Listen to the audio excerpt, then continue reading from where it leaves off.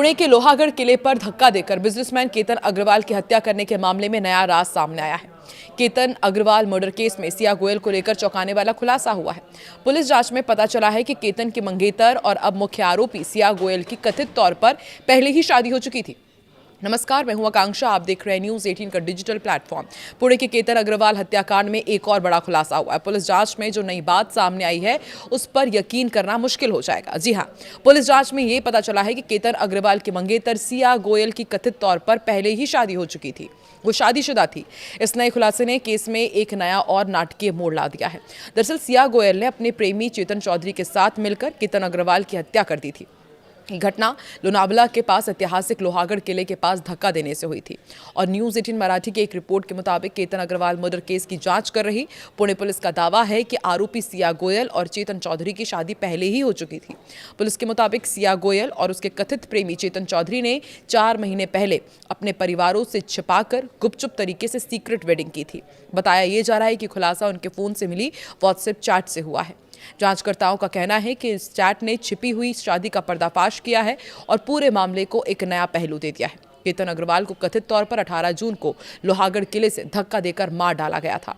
Police ने इस मामले में सिया गोयल और चेतन चौधरी को गिरफ्तार किया है। उनसे लगातार पूछताछ की जा रही है। अभी ये दोनों ही न्यायिक हिरासत में जेल में बंद हैं। शुरुआत में जो मामला लव ट्रायंगल का लग रहा था, अब जांच के दौरान डिजिटल सबूत सामने आने के बाद उसने जांचकर्ताओं को हैरान कर दिया है।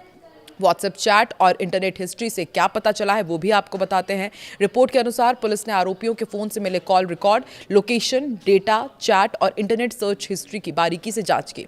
पिछले 6-7 महीनों के डिजिटल डेटा की जांच के दौरान जांचकर्ताओं को कथित तौर पर पता चला कि सिया गोयल और चेतन चौधरी ने 4 महीने पहले ही शादी कर ली थी और परिवारों के डर से इसे छिपा कर रखा था।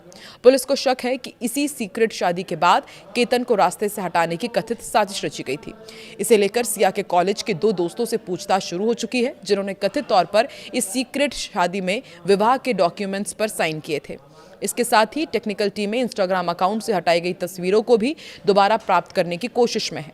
इसमें कथित तौर पर सिया और चेतन को एक दूसरे को शादी की माला पहने हुए दिखाया गया था।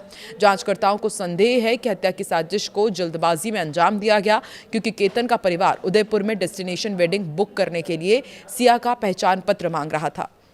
पुलिस बैंक रिकॉर्ड की भी जांच कर रही है कि क्या गुप्त शादी के पब्लिक नोटिस से बचने के लिए चेतन ने बिचौलिए को कुछ पैसे भी दिए थे। पुलिस ने बताया कि केतन अग्रवाल को मारने की पहली कोशिश कथित तौर पर 14 जून को ही की गई थी, लेकिन आखिरी पल में सिया गोयल की हिम्मत जवाब दे गई और कोशिश नाकाम रही। इसके बाद उसने कथित तौर पर चेतन को मैसेज किया और कहा कि मुझ में ये करने की हिम्मत नहीं है, तुम भी आओ, हम दोनों मिलकर उसे चट्टान से नीचे धकेल देंगे। जांचकर्ताओं का कहना है कि इसके बाद दोनों ने मिलकर 18 जून को इस हत्या को अंजाम दिया।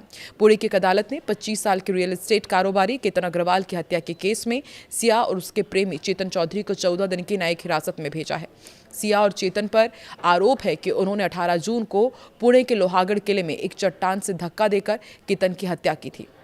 केतन और सिया की शादी इसी साल के आखिर में नवंबर में उदयपुर में होने वाली थी।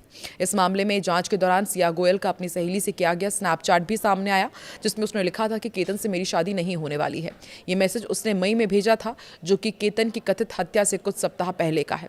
दरअसल सिया ने अपनी सहेली से नवंबर में उदयपुर में होने वाली अपनी शादी की टिकट बुकिंग के लिए अपनी दोस्त का आधार कार्ड भेजने को कहा था, लेकिन साथ ही ये भी लिखा था कि शादी के टिकट के लिए अपने आधार कार्ड के दोनों ओर की फोटो भेज दो, वैसे ये शादी होने नहीं वाली है, लेकिन फिर भी भेज दो।